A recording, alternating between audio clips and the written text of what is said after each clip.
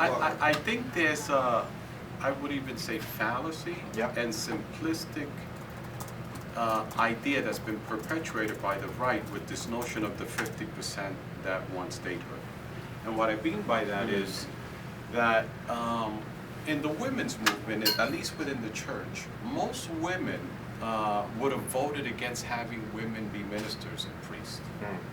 But that didn't stop anyone from advocating for the just cause of equality for women.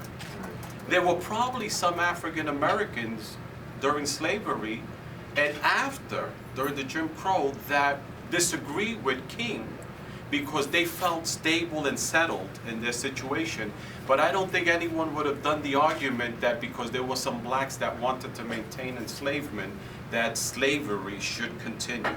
Why do we use that idea when it comes to the status of Puerto Rico?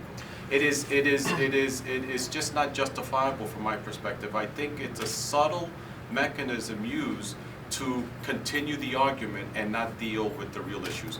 And if that is so, let's still give the people an opportunity to declare and vote. You can't vote under enslavement.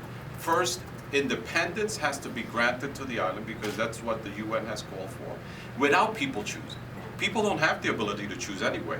It's the Congress that determines. If 99% of Puerto Ricans tomorrow voted for the independence of Puerto Rico, it wasn't up to them anyway.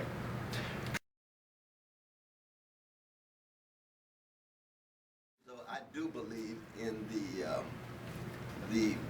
the free choosing of options of self-determination. There's no doubt about that. As a supporter of the legacy of Campos and LeBron, I would want to engage in moral persuasion and ideological struggle to convince my Puerto Rican brothers and sisters that statehood would not deliver. To become part of the American empire would not deliver what they want. But they have a right to their own opinions. I just think it's not a persuasive opinion. So in public discourse, and we raised that question last night. You know, if somebody believes we're not a colony, statehood is best, let's hear the argument. Let's hear the argument, and we go back and forth, back and forth.